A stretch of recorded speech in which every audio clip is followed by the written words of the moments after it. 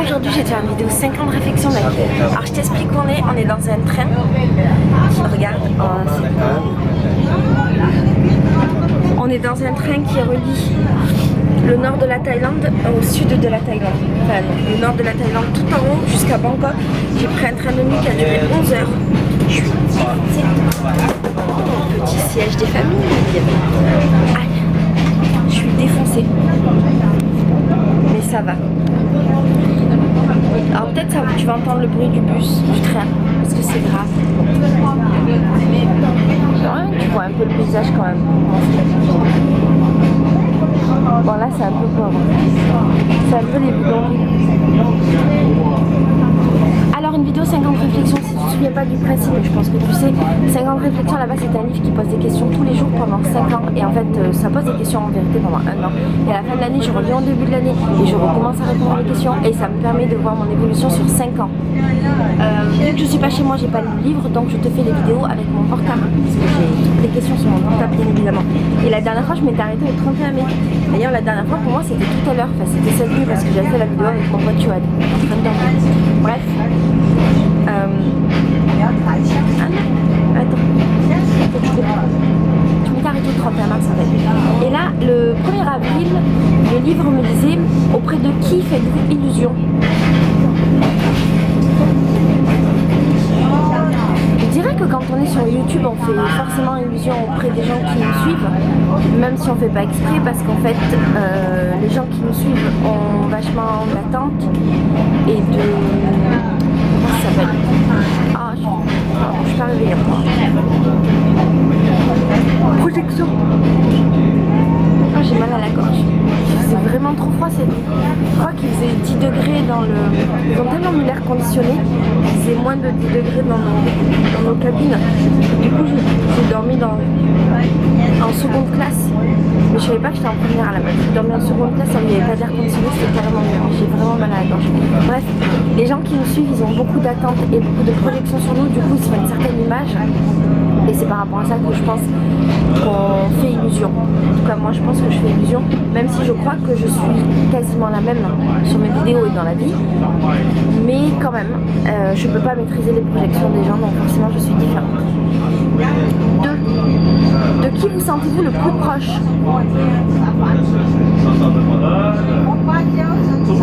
Ben là, en ce moment je suis en voyage, donc c'est compliqué de dire. Je suis en voyage, j'ai eu une période pas très facile ces derniers temps. J'étais un peu triste, tout ça, avant de partir et pendant le début de mon voyage. Et du coup j'ai été proche de gens de qui j'étais pas forcément proche normalement. Tu vois, on dit toujours que quand on n'est pas très bien, c'est là qu'on se rend compte de qui est autour de nous. Moi j'ai beaucoup de chance parce que j'ai beaucoup de gens autour de moi et que j'ai des personnes qui sont géniales. Mais c'est vrai que pendant cette période, je me suis encore plus rendu compte de qui était là. Et c'était magnifique en fait de voir qu'il y avait autant de personnes. J'ai pas eu de déception du genre, ouais, quand t'es triste, tu te rends compte de qui n'est pas là autour de toi, qui c'est peut-être pas. Bah c'est pas vrai en fait. Les gens sur lesquels je pouvais compter étaient là, les gens sur lesquels il y a des personnes que je connaissais pas très bien qui étaient là, par exemple. Ma copine Coucou les Girls a été vachement présente, c'était assez ouf, je l'aime de tout mon cœur. Mon pote Fabien Licard, ma meilleure amie Anaïs, tous les jours, enfin bref, tous les jours où j'étais triste, j'avais des gens desquels j'étais proche ou pas proche qui étaient là. Et aussi le fait d'être en voyage, et ben, je suis proche d'autres gens que dans ma vie réelle. Dans ma vie réelle, ben, je suis proche des gens de mon entourage. Et là en voyage, ben, je suis proche des gens avec lesquels je voyage. Donc en ce moment c'est surtout Mélika. J'ai beaucoup voyagé avec Johan. On voyage ensemble pendant un mois, ça se termine dans 4 jours. Donc j'étais hyper proche de Johan, j'étais hyper proche de Jamel avec lequel j'ai voyagé aussi une semaine. J'ai été proche de Louis avec lequel j'ai voyagé plusieurs jours. J'étais proche d'Alexandre avec lequel j'ai voyagé plusieurs jours. J'ai été proche d'une certaine manière de Chat et Flo, le couple avec lequel j'ai voyagé. Avec qui on a voyagé. C'est ça le voyage. En fait, pendant un voyage, tu es proche des gens alors que tu voyages pas beaucoup avec eux. Des fois, tu partages 2 jours, 3 jours avec une personne et ça te suffit pour être hyper proche. Et pour que cette personne, elle reste gravée en toi pendant super longtemps. Donc, c'est assez ouf. voilà de qui je suis proche en ce moment. Le 3 avril, le livre me demande est-ce que c'est une bonne journée, pourquoi. Alors je ne me souviens pas ce que j'ai fait le 3 avril. Je peux te parler que de la journée d'aujourd'hui mais qui débute à peine. Je pense qu'aujourd'hui ça va être une journée cool, on va voyager, on va arriver vers Wahin, à on va arriver vers la mer, on va aller chez des amis de Johan qui sont cool apparemment et je vais les rencontrer parce que je pense je peux les interviewer, qu'on peut faire des trucs sympas ensemble et que c'est bien. Il y a Melika qui me rejoint dans 2-3 jours, donc aujourd'hui ça va être une bonne journée, j'en suis sûre. Alors si vous deviez faire un vœu à propos de cette journée, lequel serait-il? On va pas rester sur la journée. On va dire si je devais faire un vœu par rapport à mon voyage, lequel serait-il?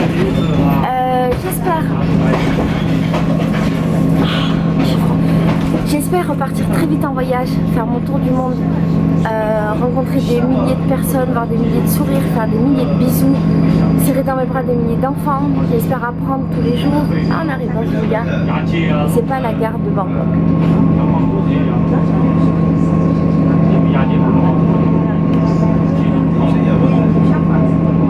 Je suis toujours super intéressée par les gares des pays dans lesquels j'arrive.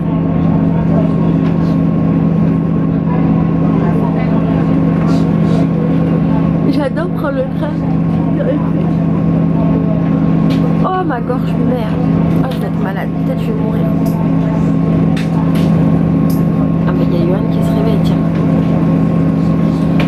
Bonjour Johan. T'as bien dormi? Pas vraiment, non. Ah. Et toi? Ouais. Ok. Il fait frais, hein. Ça réveille. Bref, c'était ça mon vœu de voyage. Le 5 avril, ce qui est trop bien dans la vie, ce qui est trop bien dans la vie, je vais toujours radoter, hein. Ce qui est trop bien dans la vie, c'est de voyager, c'est de voir des gens, c'est de discuter en permanence avec des gens. Là j'avoue cette nuit j'ai pas trop discuté avec les gens. Si, un tout petit peu avec les gens qui dormaient là. Il y avait des gens ici.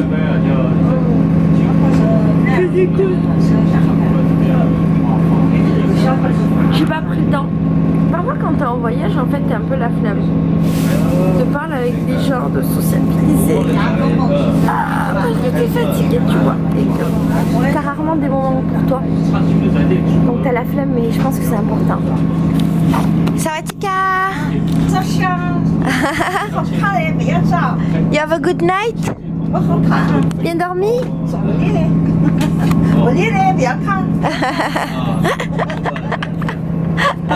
Hello, you have a good night? Good night? No, it's a video. You have a good night? Comment on dit fait froid? Cold. Very cold. Yes, yes. Wow. It's a ice train. Have a good day.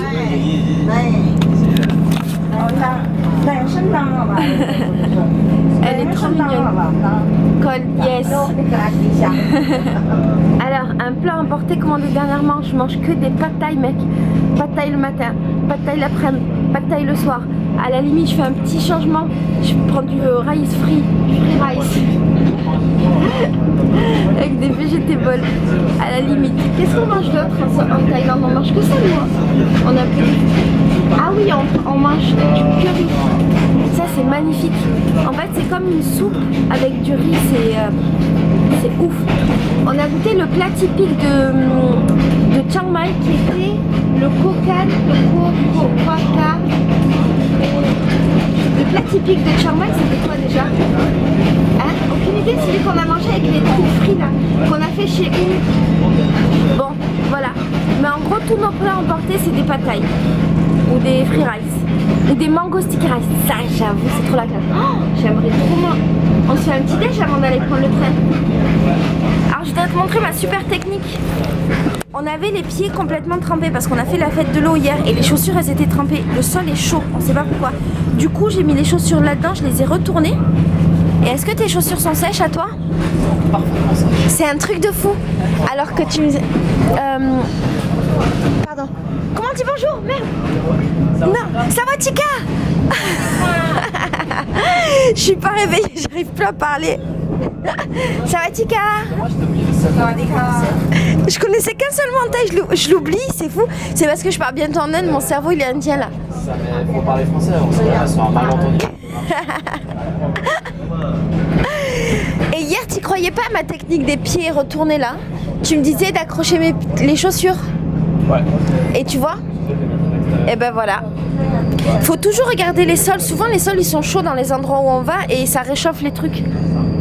Ouais, c'est une technique. Et ben voilà. Maintenant tu connais.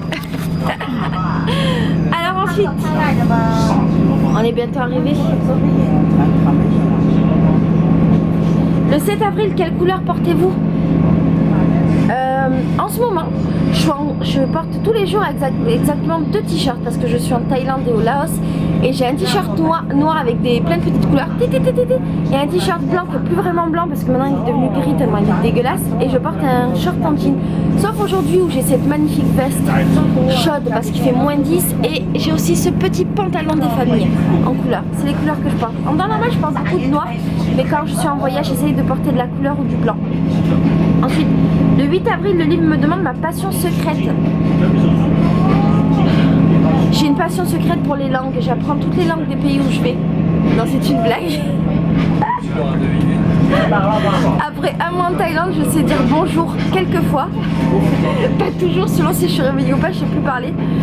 Je sais dire merci, mais l'apprentissage a été très difficile. Et je crois que c'est tout. C'est le seul mot que j'ai dit en thaï. En laotien, j'avoue, en 15 jours, j'avais appris à dire merci et je t'aime. Mais je crois qu'en Thaïlande, j'ai pas appris à parler thaï parce que le problème, c'est qu'on est dans des villes qui sont très proches des villes dans lesquelles nous on est. C'est des villes qui sont mondialisées et on a très peu de liens avec et de contacts avec les Thaïs, si ce n'est des contacts commerciaux. Et j'ai beaucoup traîné avec des Français ou un peu des gens qui parlent anglais mais très peu, donc j'ai pas appris la langue. Et au Laos c'était différent parce qu'on n'a pas fréquenté des backpackers, on était beaucoup à la campagne, du coup on était beaucoup avec des Laotiens et donc on parlait avec des Laotiens, c'était vachement mieux. De toute façon je te prépare 2 vidéos, une vidéo où je te parlerai de toutes les villes que j'ai fait au Laos et une vidéo où je te parlerai des villes que j'ai fait en Thaïlande. Je te dirai ce que j'en ai pensé, pourquoi j'ai aimé, pourquoi j'ai pas aimé, tout ça et je t'expliquerai pourquoi j'ai beaucoup plus aimé le Laos que la Thaïlande. Donc ma passion secrète n'est clairement pas les langues. 9 avril, où vous sentez-vous chez vous? Elles sont bonnes ces questions. Alors en ce moment j'ai plus de chez moi, je suis en voyage. Mon chez moi c'est un sac à dos de 22 centilitres, alors autant te dire qu'il n'y a pas grand chose dedans. Je crois qu'en fait quand tu n'as plus vraiment de maison, tu te sens chez toi partout. Est-ce que ça te fait cette sensation, Johan, quand tu es en voyage, d'être capable de te sentir chez toi n'importe où? Par exemple, mon chez moi c'était une cabine et c'était très bien en fait. Ah, c'est assez perturbant dans le sens où déjà je me sens à l'aise partout. C'est assez perturbant dans le sens où je sais que j'ai plus de chez moi. Donc je rentre dans mon pays. Ah oui, c'est vrai. Après je vais chez deux potes. Et t'as plus de chez toi en fait. Donc du coup comment tu fais pour te sentir chez toi quelque part? Je me pose pas tellement la question en fait. Ok. C'est soulageant ça. De pas avoir de chez soi. Ouais, j'avoue. Ma vie se résumait à 6 cartons. Et ça fait du bien. Et tu disais que ces 6 cartons, t'avais même pas envie de les ouvrir en fait. Pas vraiment en fait. Parce qu'au début je me disais regarder mon sac de backpacking. C'est comme si en fait je continuais à voyager mais chez moi. Cool. Voilà, une réponse de backpacker. Voilà une réponse de voyageur. On est dans une nouvelle gare, regarde. Oh, j'ai faim. T'as pas faim? On est à Samsen.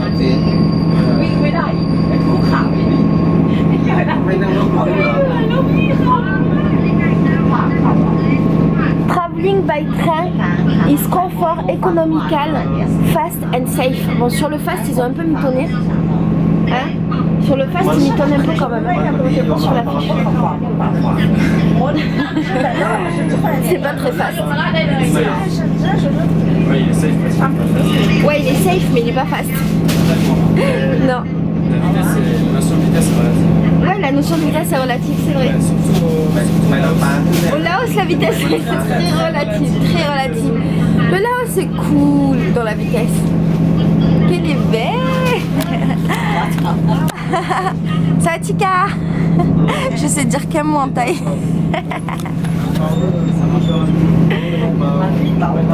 Et ça marche pas toujours. Si j'avais appris à dire bonne année mais j'ai oublié. Savoir Pika, je crois que c'était, mais je suis pas très sûre.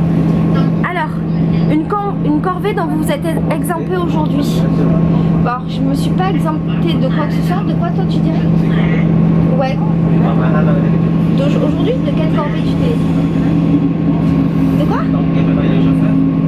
On a quand même fait nos bagages. Peut-être j'allais dire justement que quand on était en voyage, notre corvée. Ah, un train. Notre corvée, c'était de faire les bagages tous les jours quasiment. Ouais, je sais, mais on n'en a pas vraiment. Bah quoi? On n'a pas mangé? On va faire à manger. Bah non, on ne fait pas depuis des mois qu'on voyage. Mais que de cette journée-là, qu'est-ce qu'on n'a pas à faire comme corvée? On n'a pas à faire à manger, on n'a pas à faire le ménage. On n'a pas à faire les courses. Ouais. Toi, tu la vois comme c'est la question. Moi, je la lirais plutôt en mode voyageuse, tu vois. Et je dirais une corvée donc, que j'ai pas à faire. Bah, les corvées qu'on n'a pas fait quand on est en voyage, on n'a pas à faire le ménage. On fait jamais le ménage parce qu'on est toujours en voyage. On fait aucun papier administratif parce qu'on est jamais toujours en voyage. On travaille pas parce qu'on est toujours en voyage. On n'a pas les problèmes du quotidien parce qu'on voyage. On a d'autres corvées en fait. Nos corvées, c'est de faire notre sac tous les jours. C'est comme si tous les jours tu déménageais. Trouver un endroit où on va dormir. Trouver ce qu'on va manger. Te déplacer, changer d'endroit. Trouver le bus que tu vas prendre. Trouver le train que tu vas prendre. Essayer de communiquer avec des gens qui parlent pas la même langue que toi. C'est ça nos corvées. Mais ça va, c'est des corvées faciles. Hein. C'est des corvées très cool. Un bruit reflétant votre humeur de la journée. Un bruit qui reflète ton humeur de la journée. Yann, il est fatigué, il a quasiment pas dormi. Moi, ce serait un bruit de froid, donc glag glag glag glag glag glag glag. Ça, c'est mon bruit d'aujourd'hui tellement j'ai trop froid. Ah, je suis congelée.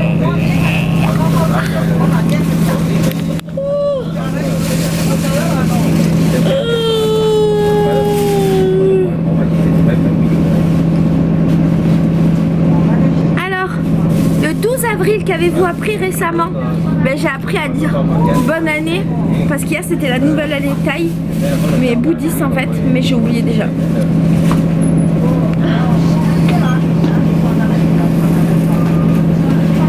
C'est ce que j'ai appris ce que c'était que la fête de l'eau, mais ça je te l'ai expliqué dans d'autres vidéos. Je vais faire une vidéo que sur la fête de l'eau je pense. Et voilà. Et on va s'arrêter après. Le 13 avril, comment passer idéalement un dimanche matin? Ben, là je pense mon matin idéal de voyage, c'est un matin où j'ai pas à faire mon check-out à 11h. C'est un matin où je peux dormir, où je suis pas obligée de faire mes bagages avant 11h, quitter ma guest house. Comment? De toute manière, effectivement, on oublie tout le temps, on se fait tout le temps engueuler par les tailles.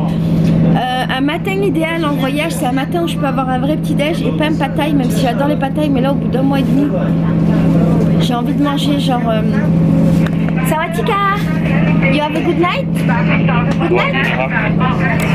Sawatika, it's for Paris, France. Be popular in France now. Popular. Yes. Oh. Il est trop gentil, c'est le monsieur qui nous a autorisé à dormir pas dans nos cabines. Et... un matin idéal, là j'avoue ce serait un matin où je pourrais manger un porridge avec des bananes. Oh là là, un porridge avec des bananes. À Bangkok je crois qu'on peut en manger un. Voilà. Et un matin idéal, ce serait un matin à la mer, j'avoue. Là je me réveille, j'ai pas de check-out, je mange un bon porridge et je vais me baigner à la mer en Thaïlande. Ça c'est un matin idéal. Ce sera peut-être demain matin, qui sait. Et voilà, c'est fini parce qu'après on arrive au jour d'aujourd'hui, on arrive au 13 juin, avril, pardon. Ouais, marqué juin. Ah non, parce qu'on est jeudi. Bon, je te fais des gros bisous, je te dis à bientôt, je te montre le paysage. On arrive à Bangkok là. Hello Bangkok. Sawatika Bangkok. Sawatika la vie. Bonjour la vie, bonjour les poubelles. Bonjour l'eau sale, bonjour les coques. Bonjour les gens, bonjour les voitures. Bonjour les scooters, bonjour les pad thai. Bonjour les mango sticky rice. Bisous.